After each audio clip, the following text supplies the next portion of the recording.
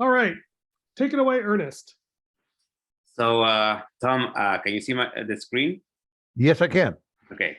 So we were talking about humankind, something that can be. Well, first, I want to share the ideals and the values that I have, and see if people, who share those principles, if we can get together and create something that helps us to relate better and behave better and be better people and be better communities. So when it comes to people relating to each other, what we have today is very transactional. Like it's all about how can you make money, very temporary. We see this in crypto, for example.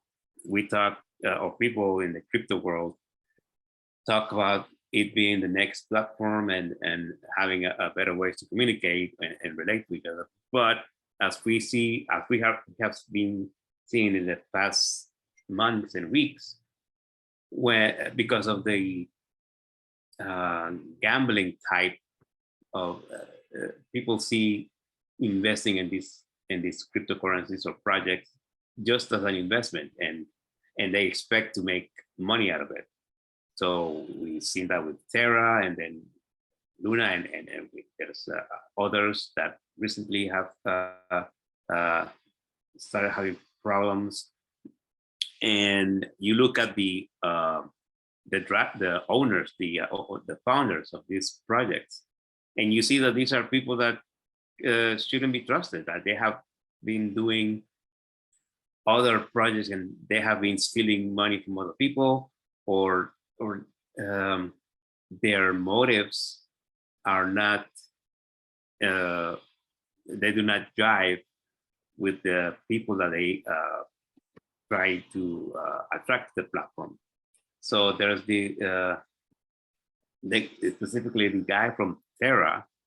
He was a terror person. Like he engaged in Twitter wars, and he called people stupid. And but as the project was gaining traction, or getting investors, and people were buying the currency, it was getting in value, and then that gave him the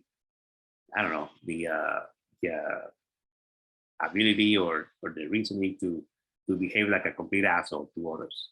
And he even bet against somebody, saying, hey, somebody else bet him that the project's value would go down, and he's like, no, it's gonna go up. And then he very publicly made bets like that. So the principles of this person were not are not something that a humane community would want.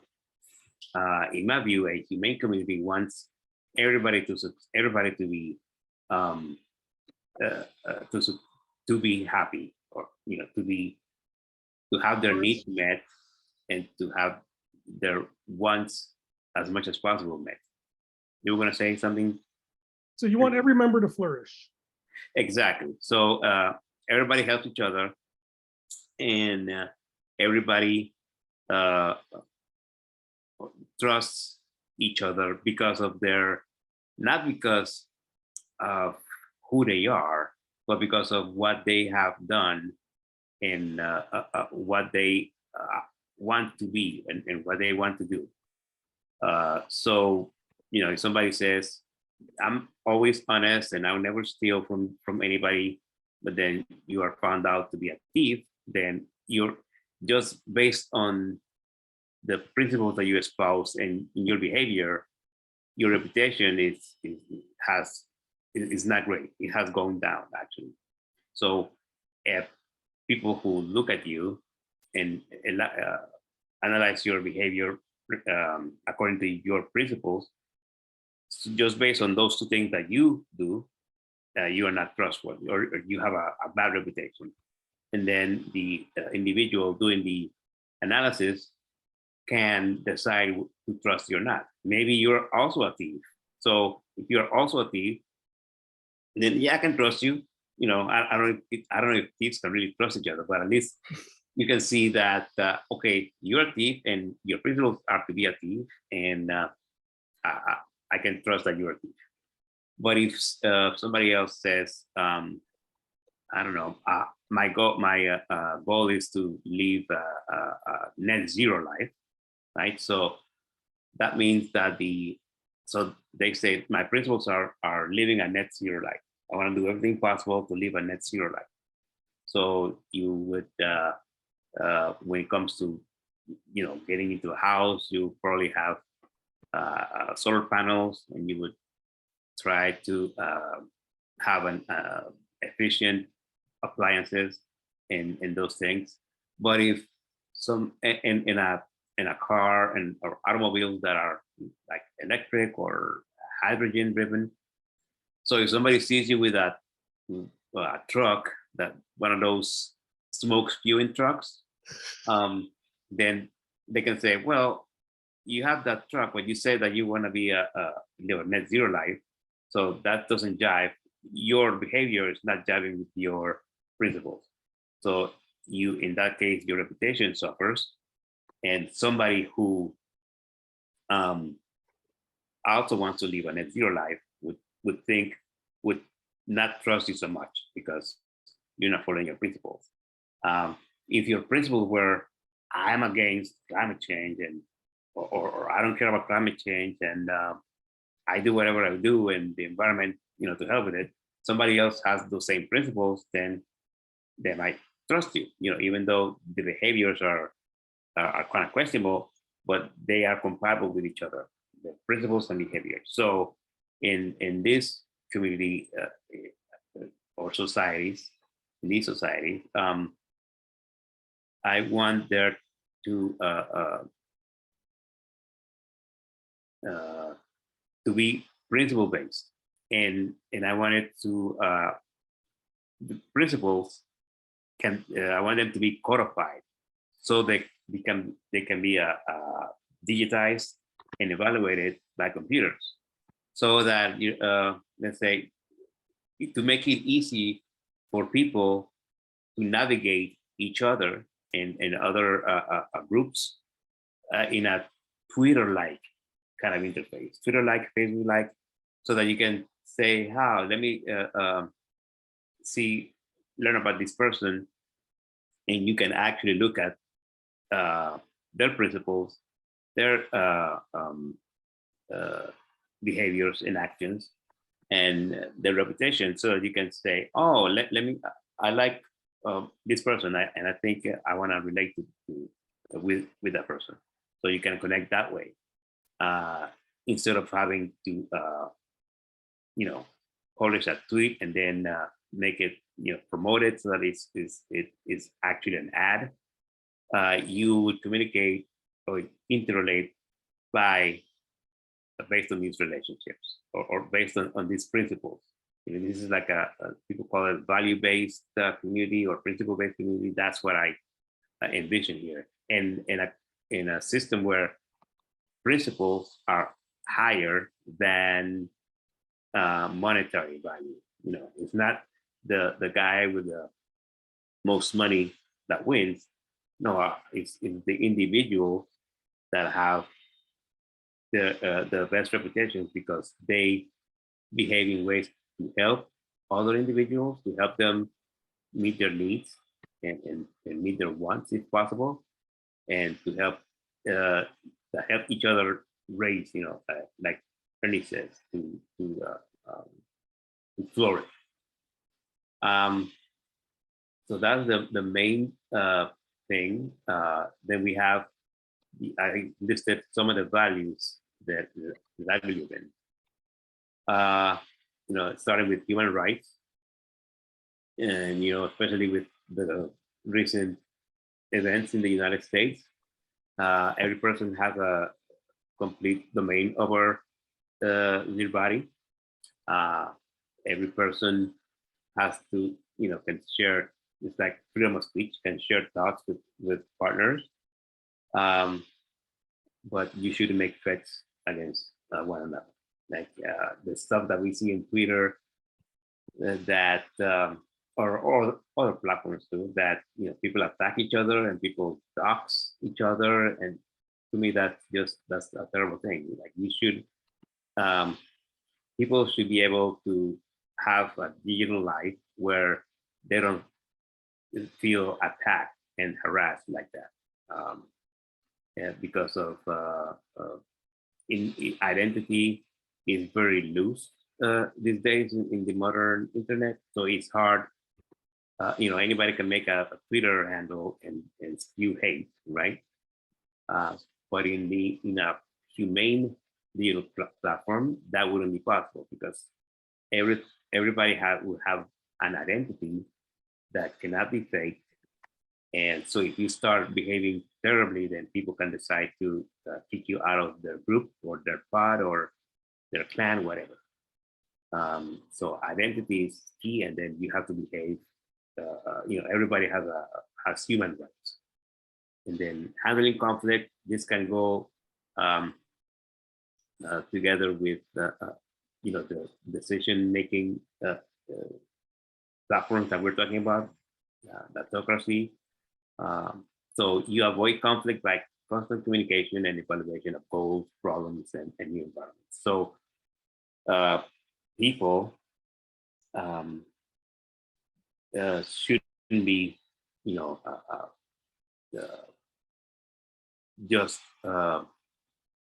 behave badly against each other. Like, so, for example, well, it's kind of hard to, for example, this abortion thing, right? It's hard for people to address that problem because they come from so many, from such different places. One side is, this is, I'm a human being, this is my body, I should be able to do whatever I want with my body. Then the other side is, well, you have a fertilized egg, so that's a human being, and then you have science that says another thing. So what's a human being? What right? So these problems are very complicated, right? So the only way to solve them or to address them is by learning about each other, learning about each other's point of view. Now, this humankind, I don't mean it to encompass every single human being on the planet. No, because we have so many different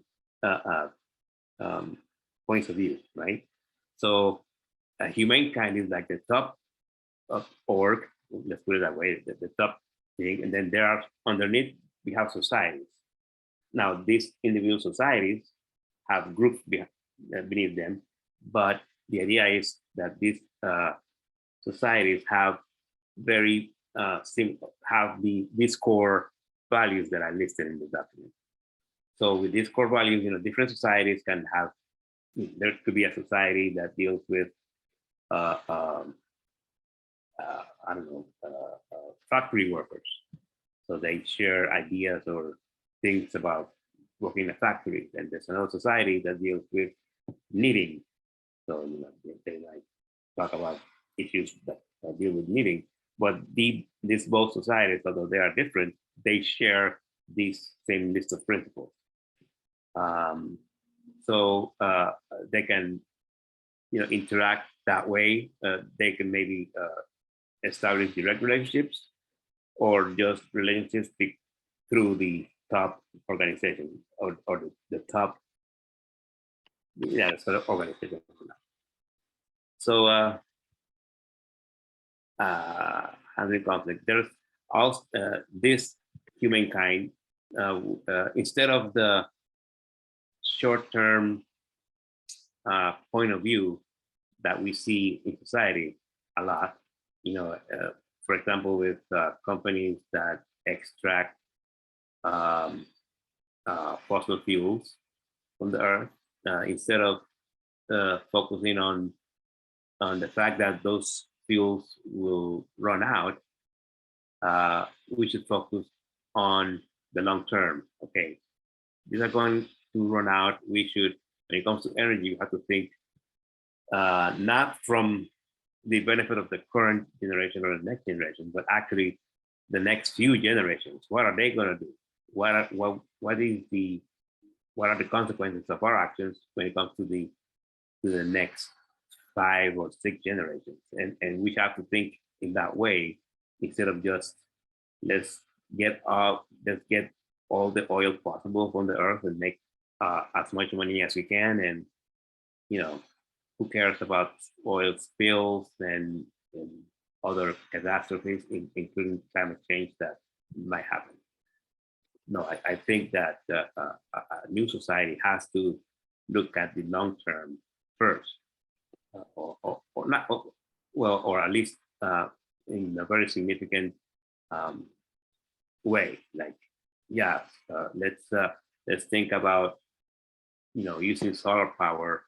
Let's power these our cars with electricity from the sun, or let's power them with hydrogen, which we can get from the water, also using electricity from the sun. Let's take care of the earth so they can last for many generations. Another value that I have is a people-driven digital life. Our current digital lives are driven mostly by companies that may or may not share our values and may or may not follow their own values. Right? We've seen examples of companies that, well, Google, let's not be evil, but apparently they changed their mind because that's no longer their motto. They actually took it out. They actually know our not be evil mantra is now deprecated. So why is that? Well, because I guess they plan to do things that are not good, or they want to be free to do things that people might think are evil. I don't know, but that just. I think the statement is that the motto became more confusing than helpful is the generous way of looking at it. Okay, I take that. Yeah. More confusing. I guess because we were confused whether they were evil or not, and they basically decided they didn't want to keep having that conversation, which you can take that in either positive or negative terms. Yeah, I guess evil is relative. Well, and to be fair, what they really meant was don't be Microsoft. Oh, okay. Right. And so they discovered that, and that was a big rallying cry at the beginning. But what's the old saying? Die a hero or live long enough to become the villain. Yeah. And Google lived long enough to become the villain. Exactly. Yeah. So, people driven digital life. So, like the way that Tom, Ernest, and myself, we relate, we are like a little group. We use, technology to get together and share ideas. And that's great. But we have to, we pick the platforms, or we have decided on which platforms to use to interrelate. But I believe that people should be able to define their own platforms, with the help of people in technology that also share those things. I imagine a place where, let's say, we fork FreeBSD, and we create a platform based on that is defined by its members. So let's say we create a messaging platform based on FreeBSD, as with servers in there, and we will have our own, instead of a cloud, I call this a fog. So a fog is, let's say you get a computer that can run FreeBSD, you put it in your house, it has Wi-Fi, and you open it up to people that have devices that can connect to that computer. So that, and it can take a long time, but if you define a communications infrastructure based on the community-based the systems and hardware, then you separate yourself from other companies that might not share your values. So we can have our own little platform to which we communicate, and nobody else could tell us what to do. This is our own thing, and we just might expand it by adding people, and share it so that other persons can do the same thing. So that's when you actually drive your own digital life. So we have things like Linux and that they are open source and they're open communities. But regular people are, it's hard for your regular person to sit with a computer and install Ubuntu and do all kinds of things with that, right? So we have to be inclusive when it comes to helping people that are not technologically driven to give value to the platform. So everybody, regardless of their prowess in technology, should be able to contribute to that platform and not feel bad or intimidated by the technology. So to me, that would be a fully open and social platform through which to live your life. So it would store all your data, and including and I mean all your data, including your medical data, things like that. And then you can share it with hospitals and other organizations, so that you are actually in control of your life instead of companies, that they want to get into healthcare. Like I think, well, everybody, Apple, Microsoft, they want to get into healthcare, and I'm like, I don't want to go to Microsoft to do. I guess right now, there's a bunch of my medical data stored in Microsoft files or Oracle databases. I get that I don't have control over. But am I in control of that data? No. That they tell me, yeah, we're not going to share this data, but then I find out that they did, or I find out that they were hacked, and somebody made a copy of that data, and then it's holding the hospital. It's holding the hospital hostage, and they have to pay money to get the data back, or things like that bother me. And with each individual and each group being in control of that information, plus having it in a different platform that could be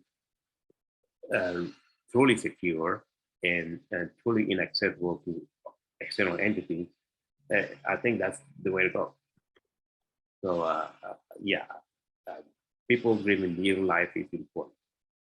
And then, but even though this is a different type of society, well, we still have to interact with external entities, with for-profit companies. For example, if you want to communicate, right, you have to go through some. If you want to communicate while you're driving, for example, you have to go through some cell company. So there are relationships with companies that do not share your values that you have to pursue. So this would have to be strictly defined by listing benefits and drawbacks of that relationships. Okay, so yeah, this company, the benefit is that we can communicate, regardless of where we are. The drawbacks is, well, we will have to pay them some money. So how do we get the money to pay them?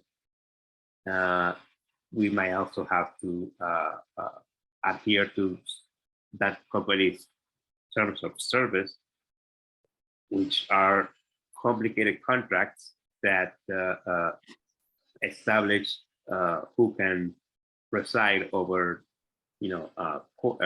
if something, if we have to go to court because of it, they specify who could be the judge in that court and what would be the highest penalties. And to me, that's not fair at all, because those companies define a contract and then they keep updating the contract, and then you have no recourse. You either accept it or you get out. So we need to have better relationships with external. And the last thing we have is reputation and trust that I think I talked about. So reputation is each entity earns reputation by helping other entities be successful and to flourish. And okay, and I saw a message that about. Yeah, I just updated my account so it doesn't run out in 7 minutes, so you can keep going. Oh, okay, so let me just finishing. You earn reputation by essentially being helpful and being true to yourself, right? Being just by following your principles and by helping others.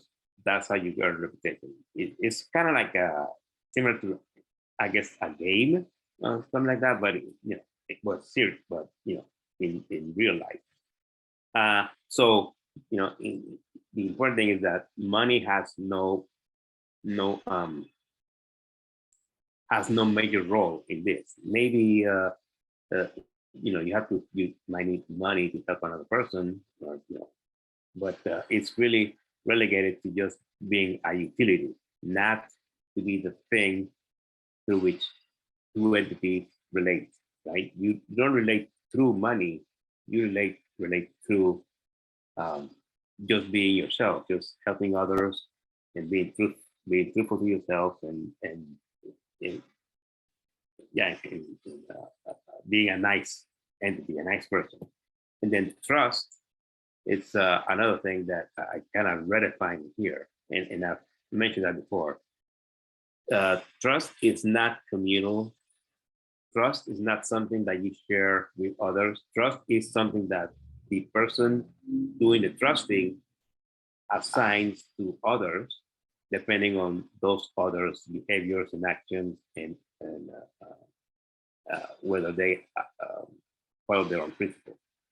So it's not like now a lot of the reason why this Terra crisis happened is because a bunch of people saw that it was getting value, right? So it's getting value, and a bunch of companies were using it or were following it, and it kept growing in value, and people trusted in that. Like, oh, it's going up, so it must be great.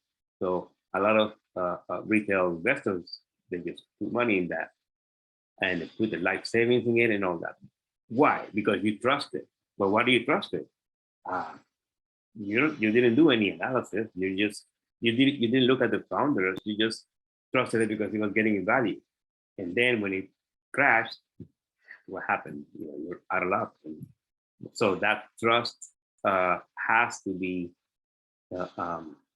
more individual, and you have to help people find out about that, whatever organization you want to participate in, or right, find out who the founders are, find out what their behavior is. Are they do they have good reputations or not? And from there you decide whether trust is or not. So it's not like, oh, I'm getting into it because everybody trusts it. No, I'm getting into it because I trust it, because it goes with my principles, and I see that it itself adheres to its principles. So depending on people's principles, there are different levels of trust for the same entity. So that's how I see trust. So these are just a list of a few of the values that I see important when it comes to a humankind set of societies. All right. First of all, yay. Fantastic work. I know Tom writes a book a week, but writing this is a really great summary of all the stuff that you have been wrestling with and talking about over the last couple of years, frankly. So I thought this was a really good summary. It touches on all the things that are really important to you. It is very concise, and so hats off to getting there. Tom and I I've been taking notes, and Tom and I have had a lively chat going on some of these points. If you want to take a minute to browse the Zoom chat and kind of see what we've been wrestling with. And then after you have a minute or two to adjust that, maybe Tom can pick one or two questions that he'd like to discuss.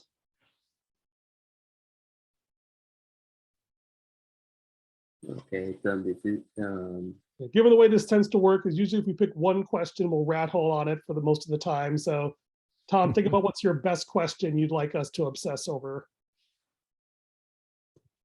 mm-hmm.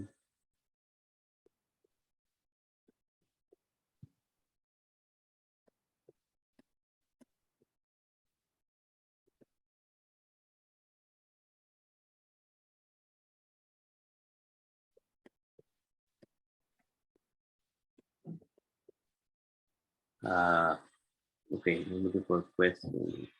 Okay. Yep. So, Tom, you wanna say something? Ask something? Oh, yeah. wait. No, I put my best question in there. Okay. From the... So I think it might be helpful to ask a question. Is there anything, digital or not, present or ancient, which is a pretty good model of doing this? And one possibility is we find none whatsoever, nothing works. Another is we find things that are close and give us clues as to how to get them work. If we're really lucky, we find digital versions that are perhaps obscure and out there, but they actually work pretty well. I mentioned Wikipedia and open source software as just throwing out some ideas of things that certainly don't get the criticism that Google and Facebook and Twitter get. So yeah, so a very simple question. Do you know of any digital or non-digital models which are close, but perhaps not exactly up there with all of your requirements? Well, I guess, yeah, I guess FreeBSD, I see that as a platform that is open source platform, right? On which you can start this work. Why that and not Linux and other things? I prefer the FreeBSD license when it comes to that. I think it's kind of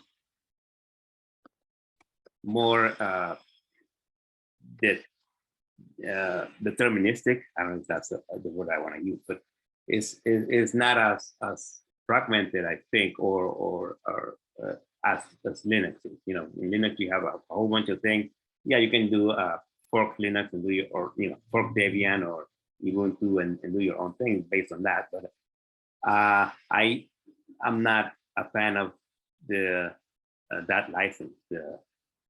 That license. It's kind of like okay, if you do something, you have to contribute it back regardless.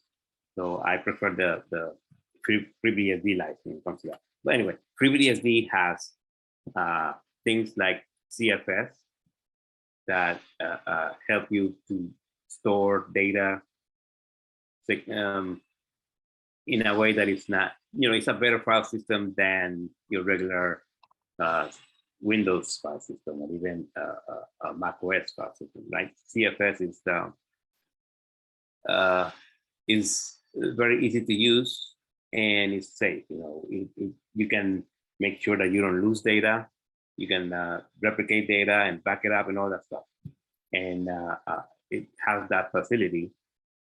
And I'm also thinking about IPFS. IPFS is the, what is it? The Interplanetary File System, which is kind of like, I think that would be I see that as the next internet, because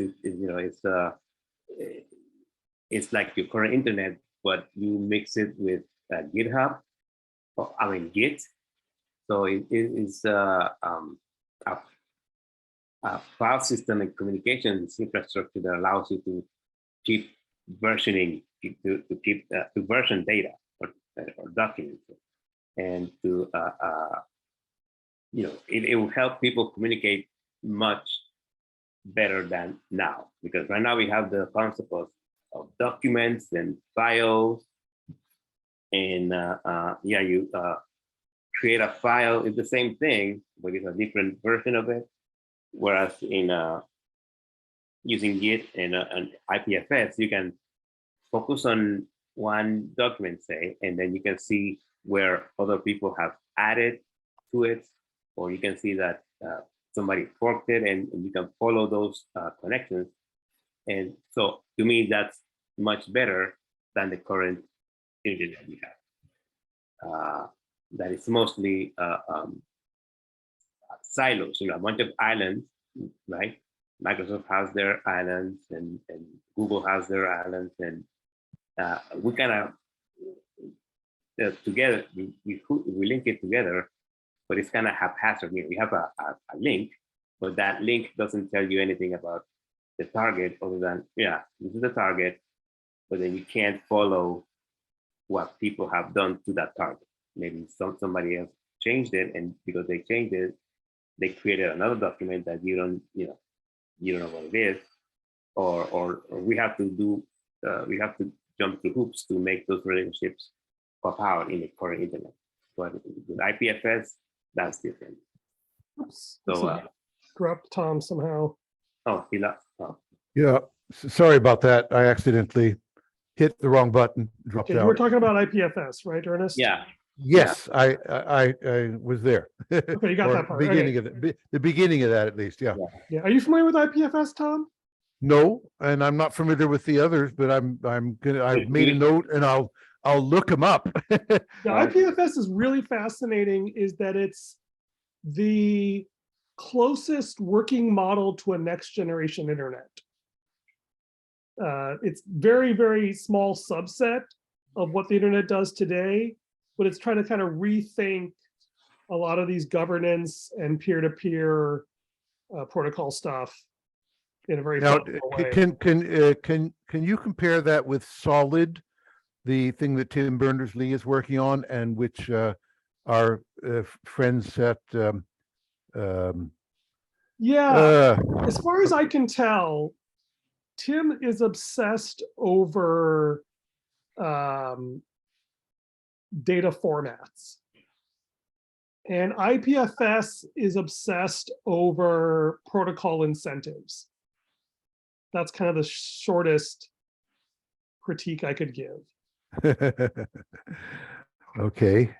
I regularly attend the Solid monthly meetings with Tim, so I sort of know what they're doing. They're actually very, very focused on privacy of data, to make a long, but my summary there. Yeah. And so I sort of, I was really into the semantic web for a while, and then I kind of got cynical about it, and that probably colors a lot of my view of what's Tim Berners-Lee has been up to since then. I'm willing to be falsified in that opinion. Okay. Now, again, we get a little bit off track, but I think it's very useful that Ernest can name some models which in some way are in a good direction, but not perfect.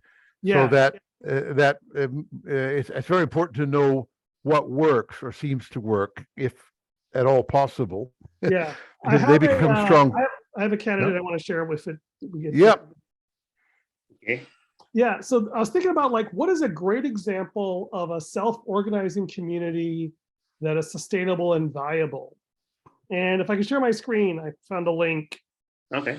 And this is, it's kind of really out of the left field, but I find it very Oh, inspiring. And this is Furcadia. You probably never even heard of this, but I did now. you did now, right? Do I have it to the? It's I guess I have it here. So Furcadia is a online role-playing game. And what I love about this is that it is a community. This on the web.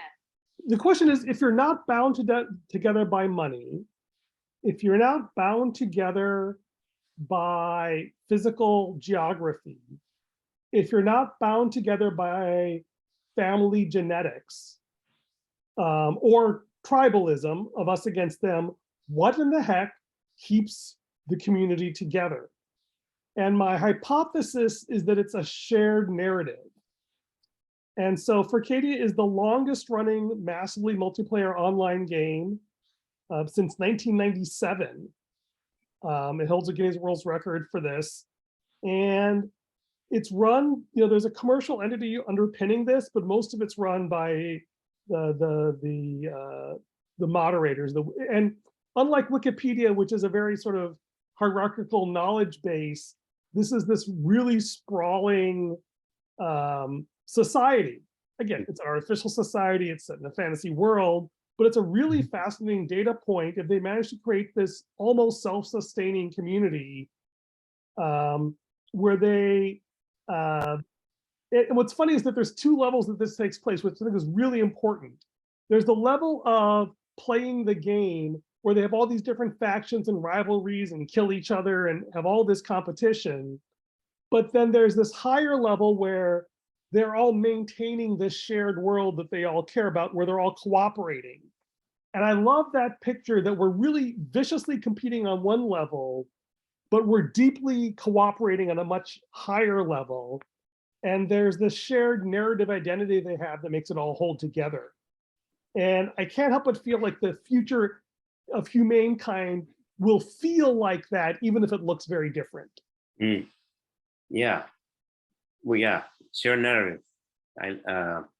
So. And I think that's really the biggest challenge for you, Ernest, Mm-hmm. is, and us, I guess, in general, it was why we've been playing, because like, as much as I love the idea of Datocracy as a mechanism, and I think it's vital that we have something like that, it's kind of weak as a narrative. Like, let's share data is not as profound of a rallying cry as, don't tread on me, or, give me liberty or give me death. And, or even Forgotten Country, if you want to take it from the other side, right? And those all have toxic downsides, individualism and communitarianism, but they are strong narratives, which is why they work. And that's the interesting thing. I think it's possible to find one. I think, being humane is maybe 60% of the way there. Let's become more human together is, there's something there. But as you and I both know, right, the problem is that when our short-term frustrations boil over, we tend to forget our high-minded principles. Right? And that's where you need some sort of strong narrative that says, like, I know you're hurting. I know you really hate this person because they're doing all these horrible, evil things. But this is precisely when we need to stick to our principles, because they are worth, those long-term principles are actually more important than this horrific short-term pain I'm feeling. And that's the power of a strong narrative, is that it gives you something that says, like, yeah.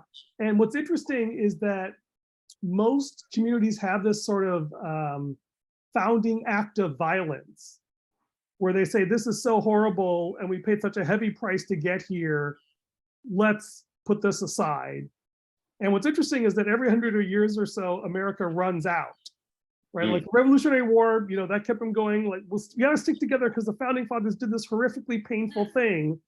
And then the Civil War is like, yeah, I'd rather, like, state sovereignty is more important than that. And then we had the Civil War, and now it's like, oh God, that was such a horrific price to be a union.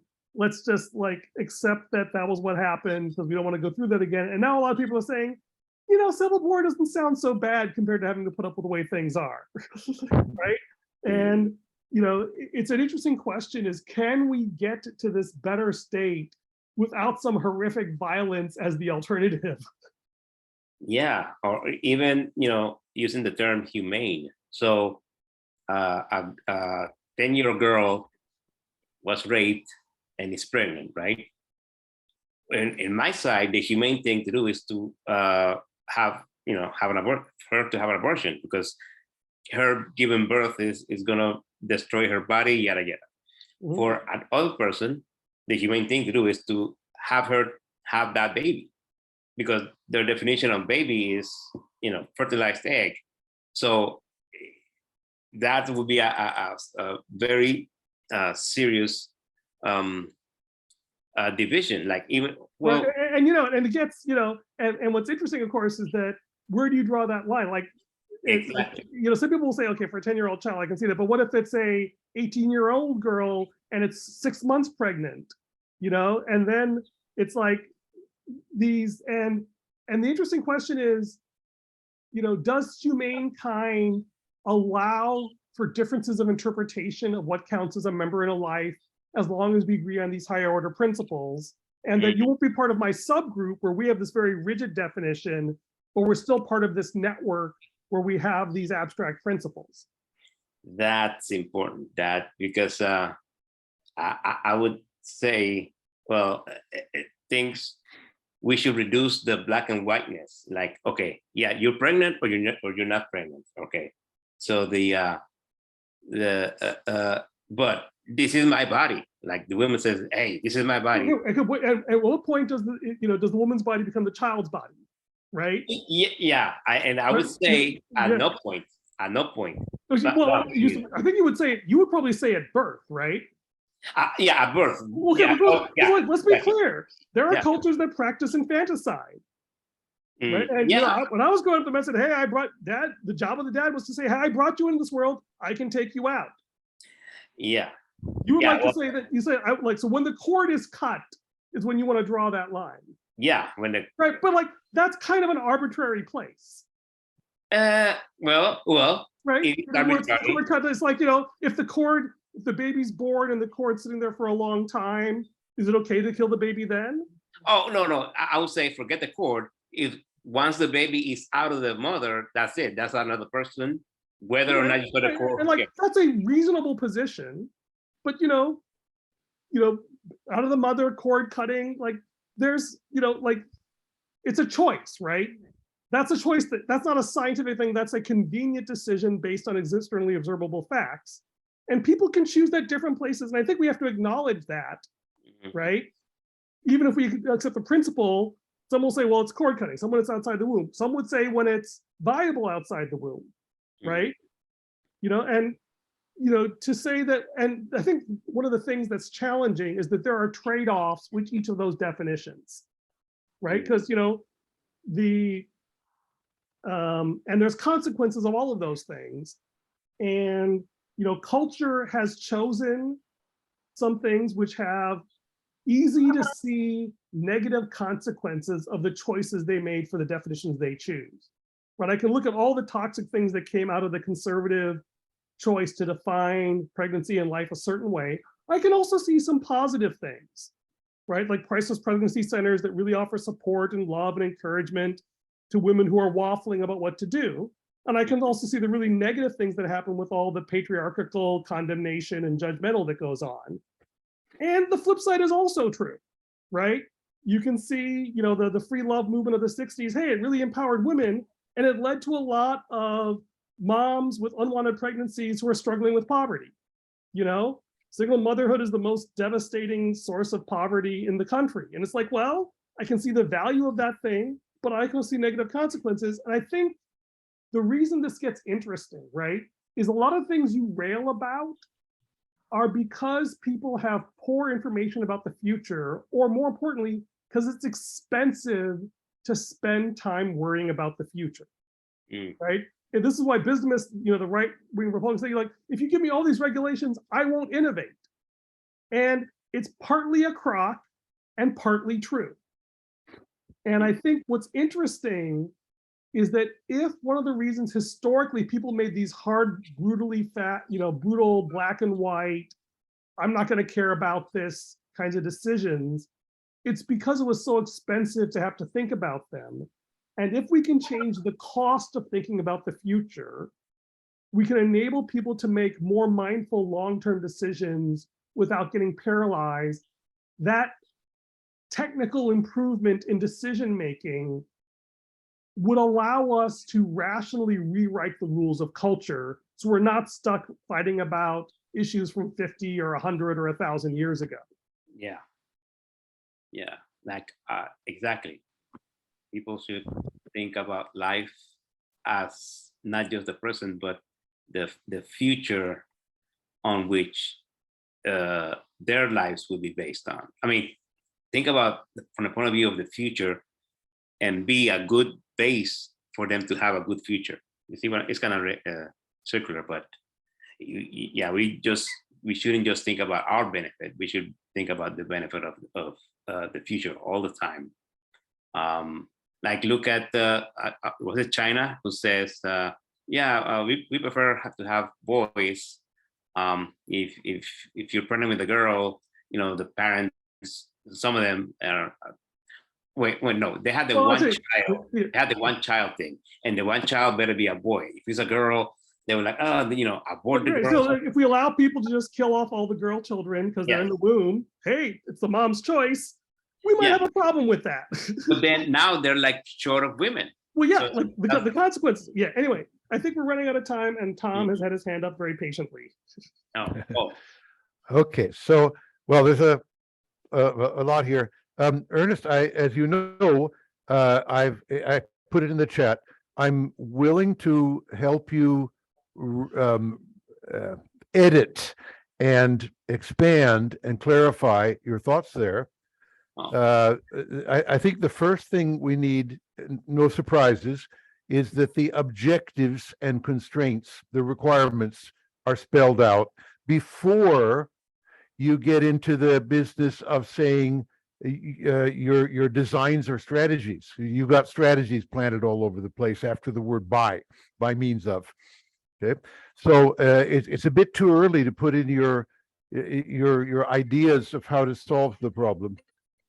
Oh yeah, this is like just the top, like yeah. And the bottom. But long story short, if you throw things at me, maybe you'd like to have a go at it first. But if you throw something at me, say, Tom, this is my latest edit.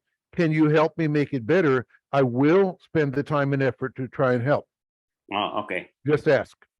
Great, thank you. In fact, I would like to suggest that I am taking a sabbatical the month of August to get used to my new job, and God only knows what's going to happen. I don't think it's going to be horrifically busy, but I don't know what I don't know yet.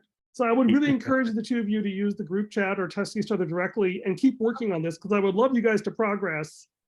And then I will catch up with you. If you want to schedule your own Zoom calls and record or not record them, I would love you guys to keep going on this level of energy. And I will, and I'm thinking a lot about decentralized data systems. So whenever your next book comes out, Tom, let me know. Okay, I'm working on it right now. Good. By the way, I've pivoted, and the working title is now The Idealist. Really? The Idealist. Yeah. Ooh, okay, give us at least the 30-second pitch of why you changed the name. Because I thought it was more important if a book I wrote could nudge people over from being greedy capitalists to being idealists on behalf of humanity. And so I decided to go in that direction in the hope that I could nudge some people who might be nudgeable, and we might create, at least one more idealist. Ooh, and I think specifically a humane idealist. Mm. Well, an Not, idealist who, not a philosophical idealist, someone who believes that ideas are real and the material world well, is false. now, right? correct. Now, by the way, we have bad idealists and good idealists. Will you define the difference? Oh, yes, you bet. Ooh, Coming up, okay. I've already written a few pages, but I'm just feeling my way. And All right. I might pivot again. It might be something else. This is, but anyway, Ernest, a simple question. Would you like to work on your draft a little bit before you hand it over to me? Or would you like to hand it over to me and get some feedback from me right away? I'll add a couple of headings, with what is it, the constraints and objectives. Is that when you? Good, yeah, okay, good. So you do that, and then you hand it over to me, and I'll try to help make it better if All right. possible. Yeah. Thank you. All right. My Well, I pleasure. will post this on our channel, and I will still be on the chat. So, yep. Okay, Ernie, and maybe not in a recording mode, but I'd be interested to know about your job change, but maybe offline. Yeah, I mean, I give you the short version, which is all public anyway, is that I'm joining a company called Quilt Data as the director of product. So Anish, who's been part of this call in the past, I worked with him at the Matterport where we were years ago. When I left there, I worked for him briefly as a contractor at Quilt Data. They've been wandering in the wilderness for many years, but just in January, they started hitting traction. I call it a data reconciliation hub. It's a place where people get all their data together and manage it. And a lot of the Datocracy stuff came out of discussions I was having about their product, where I was an advisor for their company. And I lost my job a month ago. And he said, hey, this is a great opportunity. Why don't you come on? And so my job will be helping them to define their product and communicate that to customers in order to help basically, enterprises primarily, but eventually the whole world, have this sort of rich communal data platform that helps them make better decisions together. Ooh.